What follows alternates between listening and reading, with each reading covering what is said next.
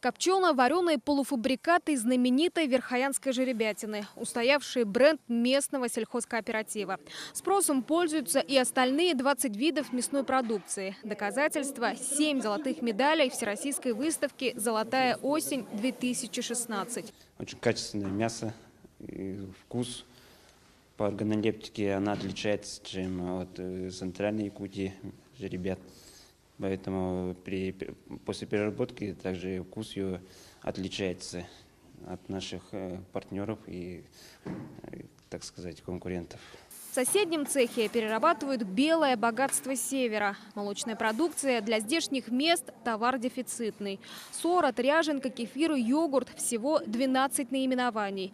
Основной рынок сбыта – город Верхоянск и районный центр поселок Батагай. В год у нас где-то 118 тонн сельномолочной продукции мы производим. Хотят с нами работать именно Батантайский улус, Устьянский улус, именно по поставке вот этой молочной продукции. Увеличить объемы должно помочь собственное фермерское хозяйство. В зоне ответственности доярки Марии Томской 50 коров сементальской породы. Животных привезли в прошлом году.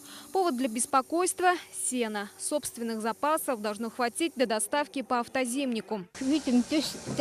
Надои упали, но это закономерно в зимнее время. В среднем за один раз объемы более 40 литров, но жирность нормальная, в среднем 5%. Следующий пункт в разделе развития у арктических производителей – техническое перевооружение. Впрочем, достижению цели могут помешать баснословные затраты на текущие дела. Около 1 миллиона рублей в год оплачиваем за электроэнергию. Кроме того, мы, значит, по содержанию данного объекта именно на дрова, на воду, на все прочее, это очень большие деньги оплачиваем. С одной стороны, руки отпускаются, но с другой стороны, опять собираешься и опять стараешься идти вперед. Другое перспективное направление верхоянские фермеры видят в разведении якутской коровы. Молоко северной буренки с высокой долей жирности может стать новым брендом арктических сельхозтоваропроизводителей.